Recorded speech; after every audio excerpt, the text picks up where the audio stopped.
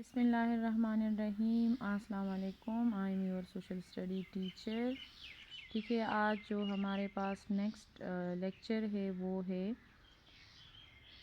Second one Antarctic circle. ठीक है, take out your book with pencil, open the book page number 26। ठीक है, हमारे पास बुक पेज नंबर 26 ओपन करें। एंटार्क्टिक सर्कल जो एंटार्क्टिका है, जिसको एंटार्क्टिका कहा जाता है, अभी मैं वर्ल्ड मैप में आप लोगों को दिखाऊंगी। दिस पोर्शन इज़, ये बिल्कुल ये देखे ना, ये स्नो कवर्ड है। यहाँ पे पानी भी बहुत कम है। यहाँ का टेम्परेचर जो है वो -87 होता है। आर्कटिक सर्कल से यहाँ पे देखें ना, यहाँ पे पानी ज़्यादा है, स्नो बहुत कम है, और यहाँ पे स्नो एरिया बहुत ज़्यादा है, जो एंटार्क्टिक जो एक्सट्रीम ऑफ साउथ है।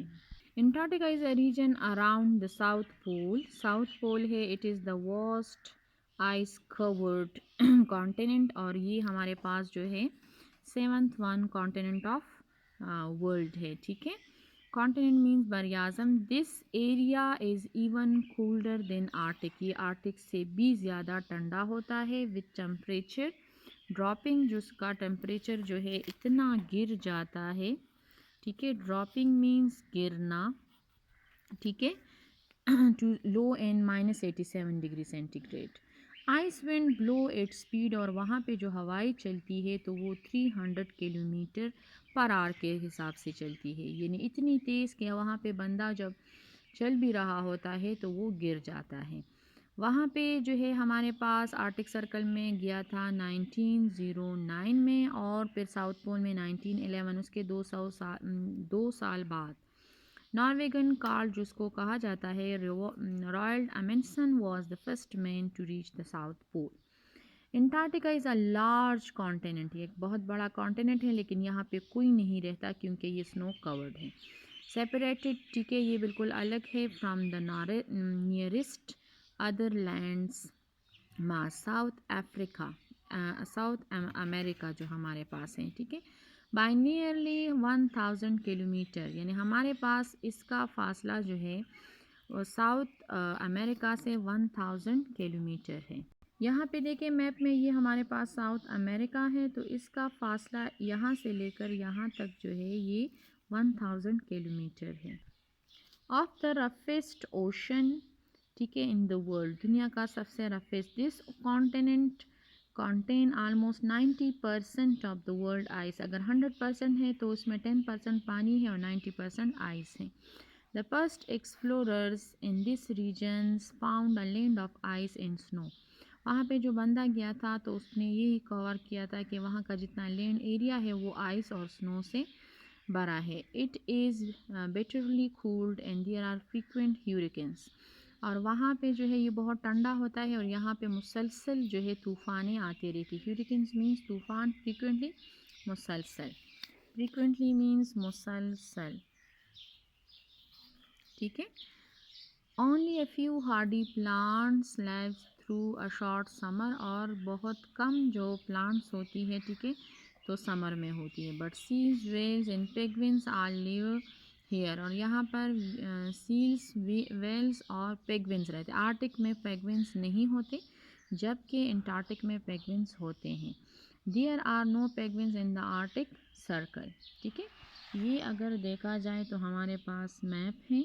ठीक है, ये साउथ पोल है। ठीक है, लेज़र एंटार्क्टिका, यहाँ पे देखिए नॉर्थ सी है। ठीक है, ग्रेटर एंटार्क्टिका, ये लेसर है और ये ग्रेटर है, मतलब ये ऊपर की तरफ है और ये नीचे की बिल्कुल स्नो कवर्ड है। जो ग्रीन है वो आइस शेल्फ है, जो ऑरेंज कलर का है तो माउंटेनियस एरिया है, ये माउंटेनियस एरिया है, और ये जो ग्रीन कलर है ये आइस शेल्फ है। ठीक है, तो ये हमारे पास है साउथ पोल। अब जो नेक्स्ट पैराग्राफ है पेज नंबर 27 पे, ठीक है, तो वो हमारे पास है। In the central part of Antarctica there are mountains which 2000 to 3000 meter high.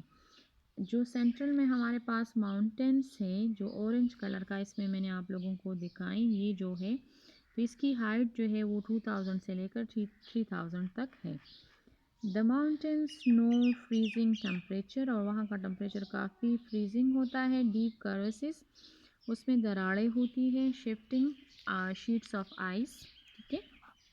और वहाँ पे जो है हमारे पास शीट्स आइस जो है वो शिप जो है, possibility of blizzard make this part of the world and the most difficult anyone to explore. ऐसे लगता है कि इसने जो है कोट पहना हुआ है, जैसे आप लोगों के ब्लेजर्स होते हैं, ठीक है। सॉरी, तो स्नो ऐसे स्नो कवर्ड है जैसे कोट पहना हुआ हो। People travelling to this region often suffer from frostbite, यानी अगर यहाँ पे इतनी ठंडक होती है कि अगर वहाँ पे कोई जाए भी तो वो जो है सफ़र करें तो वो बीमार हो जाते हैं, उसको फालिज हो जाता है, यानी बॉडी का कोई हिस्सा जो है वो ख़राब हो जाता है, ठीक है। यहाँ पे देखिए फ्रॉस्ट बाइट, फालिज या फिर किसी हिस्से में जो दरारें पड़ जाती है, अगर स्किन पड़ जाता है, फिंगर्स पड़ जाती हैं, ठीक है, टॉयज जो होती हैं, ठीक है। Frostbite is cast when extreme, जो एक्सट्रीम कोल्ड इफेक्ट्स, बहुत ज़्यादा सर्दी की वजह से, they face fingers and toes, तो हम उससे जो है काफ़ी वो हो जाता है, फॉलिज फॉलिज के वो हो जाते हैं, मतलब बॉडी का कोई हिस्सा ख़राब हो जाता है, सुन हो जाता है, फिर काम नहीं करता। टुडे अंटार्कटिका स्टिल अनइनहेबिटेड, वहाँ पे अब भी कोई नहीं है, ठीक है, आबाद नहीं है। वेरियस कई countries have set up research station there where scientist record the climatic condition, लेकिन कुछ रिसर्चर्स वहाँ पे गए हैं और वहाँ की जो क्लाइमेटिक कंडीशन है उसको जो है रिकॉर्ड किया गया है। देयर में भी ऑयल, वेल्यूएबल मिनरल्स, वहाँ पे बहुत कुछ होगा, मिनरल्स और वो जो नेचुरल रिसोर्सेज है, लेकिन वहाँ पे तलाश करना बहुत मुश्किल है, तो इसलिए वो मिस्टीरियस है, बिल्कुल छुपी हुई हैं सारी चीज़ें। Try to find out more about this mysterious continent, mysterious means जो छुपा हुआ होता है, जिसके बारे में कोई नहीं जानता। देयर में भी oil and valuable minerals here but no mining is done, लेकिन उसमें कानकनी नहीं की जा सकती, क्योंकि वहाँ पे जाना और फिर वहाँ पे रहना इतना मुश्किल है, तो कानकनी तो और बात है। Antarctica treaty project environment of this region वहाँ पे किया था, लेकिन वहाँ पे सिर्फ क्लाइमेटिक कंडीशन को रिकॉर्ड किया गया था, ताकि लोग जो है वो उनको पता हो कि वहाँ पे टेम्परेचर, ये देखिए ये पेंगुइन्स हैं, ठीक है, जो अंटार्कटिका में रहते हैं, ठीक है, इसको पेंगुइन्स कहा जाता है। रिसर्च स्टेशन देखिए वहाँ पे बनाए गए हैं, उसके लिए एक अलग मटेरियल्स बनाए गए हैं, ताकि उसी से वो लोग जो है सेफ हो सर्दी से और उनको कोई मसला ना हो, ठीक है, उन लोगों ने सही अपने आप को कवर किया होता है। तो आज जो हमारा टॉपिक था वो था Antarctica. Antarctica is the 7th one continent of the world, ठीक है, और ये बिल्कुल स्नो कवर्ड कॉन्टिनेंट है, यहाँ पे कोई भी इनहेबिटेड नहीं है, बल्कि सिर्फ जो वहाँ का टेम्परेचर है तो वो -87 डिग्री सेंटीग्रेड है। अगर देखा जाए हमारे पास, ठीक है, तो ये देखिए 365 डेज़ जो है वो 1 ईयर होता है, 10 ईयर्स जो है अ डिकेड होता है, 100 ईयर्स जो है अ सेंचुरी होती है, और 1000 ईयर जो है मिलीनियम होता है। तो ये भी आप लोगों को आसानी हो, ताकि आप लोगों को याद रहे कि किसको जो है क्या कहा जाता है। Thank you for today.